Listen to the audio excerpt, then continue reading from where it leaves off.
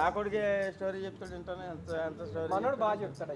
నువ్వు వెళ్ళారా వెళ్ళారా అమ్మ వెళ్ళారా రామ్మ రామ్మ నువ్వు వెళ్ళారా అమ్మ వెళ్ళారా వెళ్ళారా నువ్వు తన్నయ్య ఎలా కలిసారు ఎలాగ ఏంటి మీ స్టోరీ చెప్తానన్నారు, అప్పుడు చెప్తానన్నారు. పెళ్ళి ఎలా ఒక చోట చదువుకుని కాదు, ఒక చోట జాబ్ కాదు.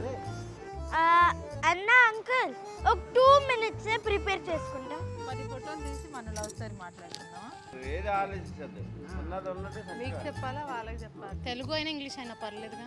నాకు ఎమోషనల్ వచ్చి అయిపోతాను. ఏం చెప్పమంటారు? నీ మనసులో ఉన్న మాట లవ్ స్టోరీయా? ఓకే స్టార్ట్ చేయొచ్చా?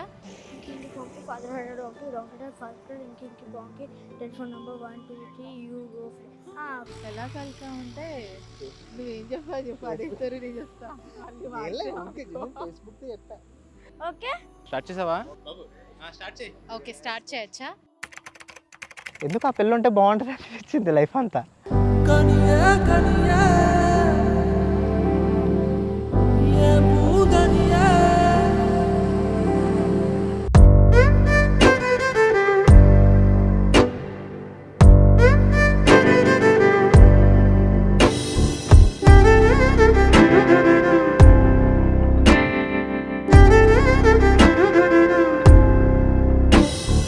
ராசாத்தி ராசாத்தி உள்ளத்த மயக்கி மகராசி மகராசி பூ போல பூத்தாயடி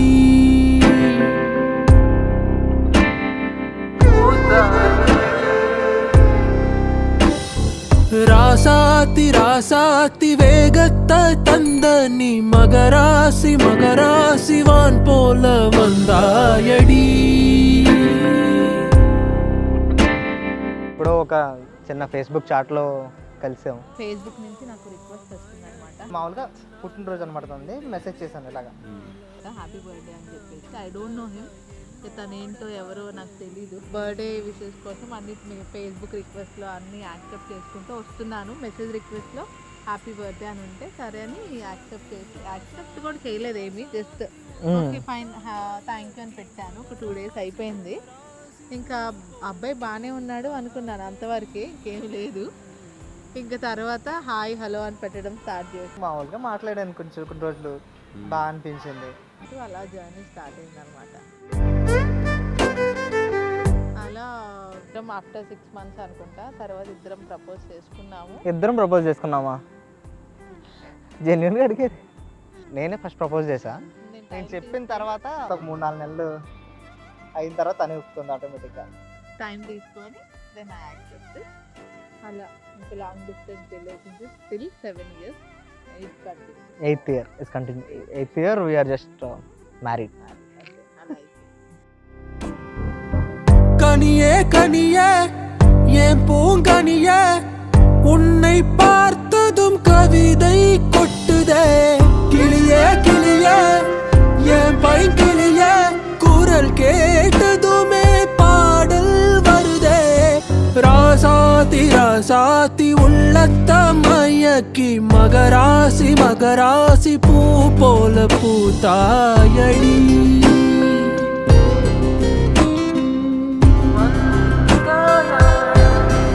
ஓ ராசாத்தி ராசாத்தி வேகத்தை தந்த நீ மகராசி மகராசி வான் போல வந்தாயடி.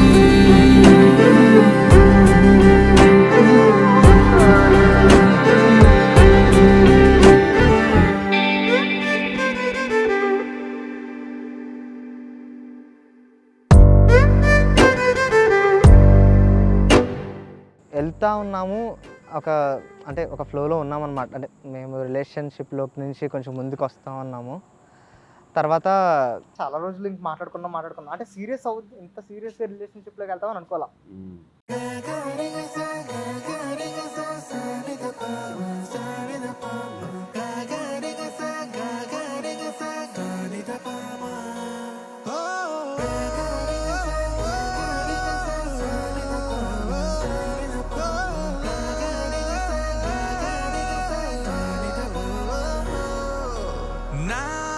కథలో మలుపే తిరిగే నీ మహిమే జరిగే అలా అప్స్ అండ్ డౌన్స్ చాలా థింగ్స్.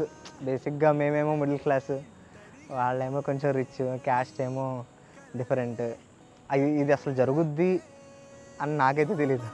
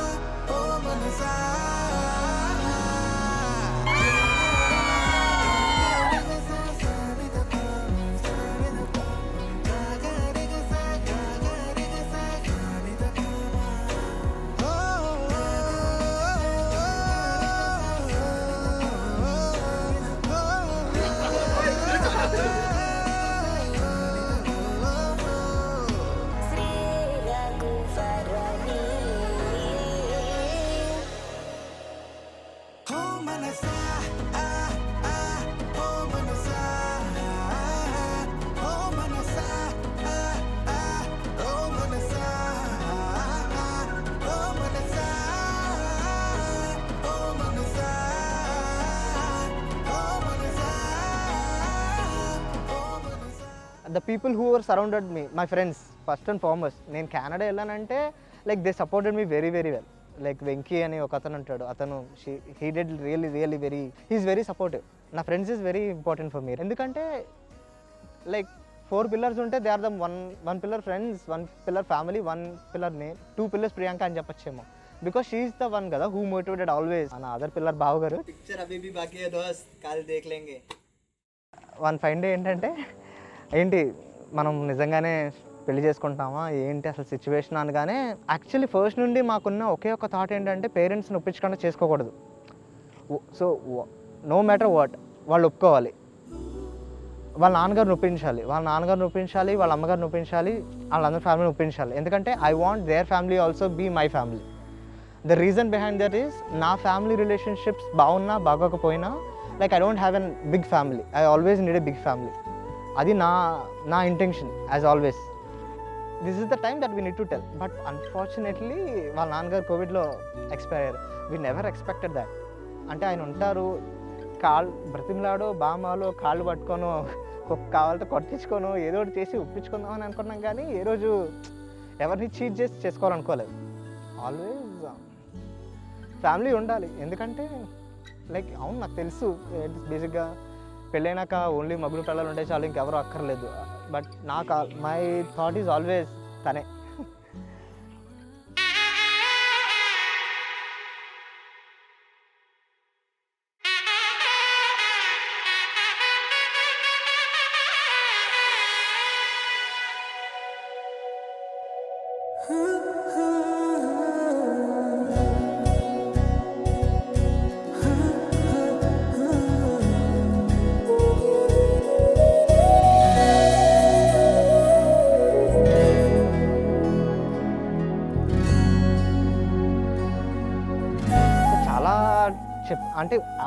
అంటే నిజంగా అన్ఫార్చునేట్గా వాళ్ళ నాన్నగారు చనిపోయారు కానీ మేము చెప్పే లోపే.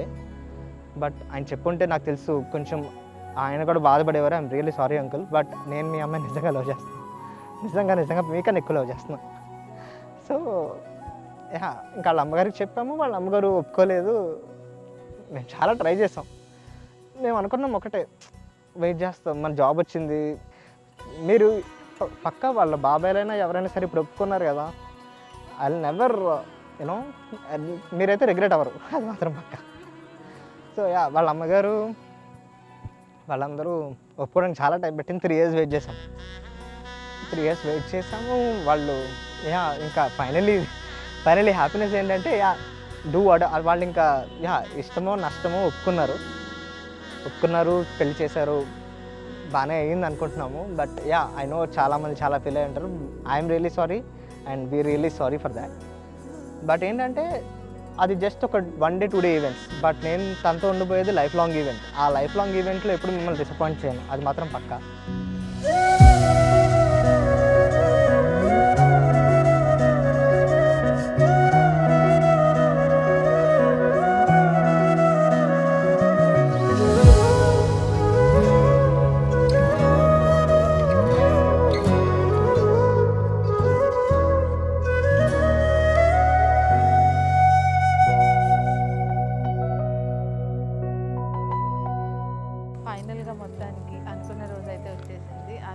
13th 10th 2024. అది డే అయితే ఎక్స్పెక్ట్ చేయలేదు. రోజు ఎవ్రీడే మార్నింగ్ మా పెళ్ళి బాగా జరగాలి, బాగా ఉండాలి, ఏ గొడవలు లేకుండా ఉండాలి అనుకున్నాము. థ్యాంక్ గాడ్ అదైతే అవుతుంది మా ఇద్దరికి. అది మాత్రం సర్ప్రైజ్ నేను ఫీల్ అవుతున్నాను. అది నేను తనకిచ్చాను అనుకుంటున్నాను, తను నాకు ఇచ్చాడు అనుకుంటున్నాను. ఎందుకంటే అంతే స్మూత్గా వెళ్ళిపోయింది. మేము చాలా ఎక్స్పెక్ట్ చేసాము, ఏమైనా గొడవలు అవుతాయేమో, ఎందుకంటే ఎవరు హ్యాపీగా లేరు మ్యారేజ్కి రావడానికి కానీ అట్లీస్ట్ విష్ చేయడానికి కానీ. అలాంటిది అందరూ వచ్చారు మా పెళ్ళికి. మొత్తం అందరూ వాళ్ళకి నచ్చినట్టుగా మాకు నచ్చినట్టుగా పెళ్లి చేశారు. అది మాత్రం సర్ప్రైజ్ మా ఇద్దరికైతే. వాళ్ళందరూ మాకు ఇచ్చారు. అండ్ మా లవ్ని కూడా బిల్డ్ చేసుకుంటూ వి గ్రో టుగెదర్. అంటే బేసికల్లీ తను ఎర్న్ చేసింది, తనతో పాటు నేను ఎర్న్ చేశాను. We earned our careers, we earned our love together. And నా ఎవ్రీ సక్సెస్లో మా మమ్మీ ఎంత ఉన్నారో ఈ పిల్ల కూడా అంతే ఉంది. అండ్ నా ఫ్రెండ్స్ కూడా బాగా సపోర్ట్ చేశారు. అబ్బా అది మాత్రం ఫర్ షూర్. అంటే నాకు ఎందుకో మర్చిపోబుద్ది అవుతుంది వాళ్ళని. సో అందుకని చెప్తున్నాను. కానీ బట్ యా తిను అంటే ఈ కెరియర్ గ్రోత్ అనేది ఈరోజు కాకపోతే రేపైనా వచ్చేదేమో, ఖచ్చితంగా వచ్చేది కాదని అట్లా. బట్ తినడం వల్ల ఇట్ బికెమ్ వెరీ క్విక్. మొత్తానికి ఫైనల్లీ ఒప్పుకున్నారు.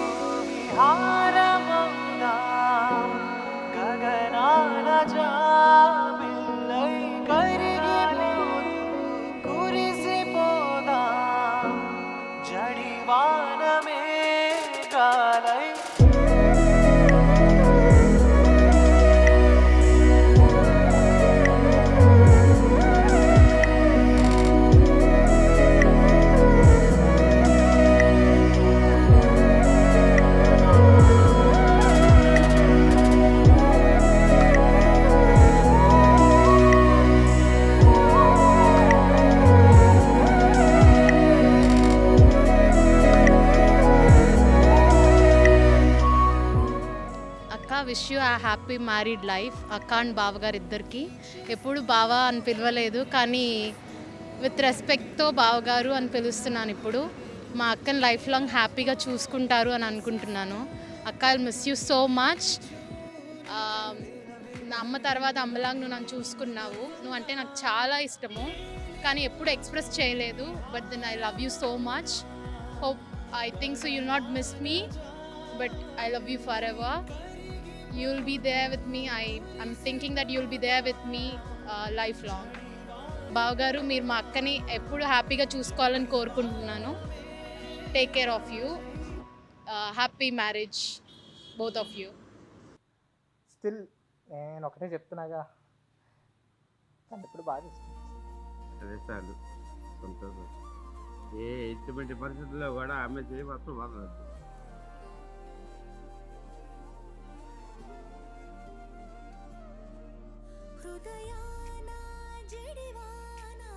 I really love you for that, and my respect towards you is very high than love.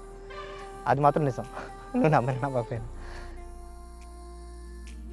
సహవాసం కుదిరేనా తనతోటే నడిచానా చిరుమాయల్లో నేను మునిగానా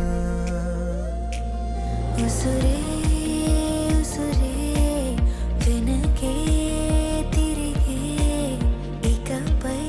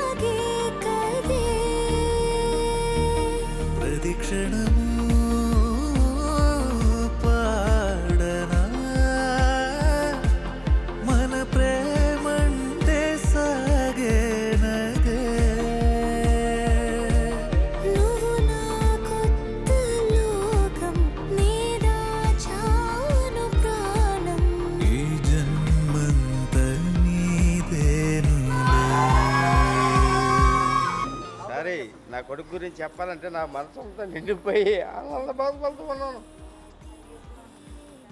వాడి గురించి ఏం చెప్పుకున్నా నాకు తక్కువే. నేనేమన్నా ఏం చేసినా నా కొడుకు అంటే వాడు నాకు ఎప్పుడు కూడా ఎదురు చెప్పడం. వాడు చదువుకోవడానికి నువ్వేం చదువుకుంటావు చదువుకున్నానా అంతవరకు నేను హెల్ప్ చేస్తాను అన్నాను. జాబ్ కానీ అన్నీ కూడా ఆడే చేసుకున్నాడు. ఒక చదువులోనే నేను హెల్ప్ చేశాను. చిన్నప్పటి నుంచి కూడా వాడు అల్లరి ఎక్కువ చేసేవాడు. ఇదేంటి అల్లరి చేస్తున్నాడు అనుకున్నాడు. నా కొడుకు ఇలాగ ఉంటాడని నేను జీవితంలో ఊహించాల. లాస్ట్లో ఒక మాట అన్నాడు, నేను ఇక్కడ బెంగళూరు నుంచి నేను ఎక్కడికో ఫారెన్ వెళ్తున్నాను అన్నాడు. అరే నా దగ్గర అంతా ఏమీ లేదు మనీ, నేను డ్రాప్ అయిపోయి ఉన్నానంటే డాడీ మీరు ఏం వద్దు ఆశీర్వదించి పంపండి అన్నాడు. నా కొడుకు యాక్సిడెంట్ ఉద్యోగం అవుతుంది అంతే. అది బాధ కాదు, ఆనందం. నా కొడుకు అంత ఇదిగా నన్ను నా కొడుకు కాదు నా తండ్రి నన్ను కొడుకులాగా చూసుకుంటాడు.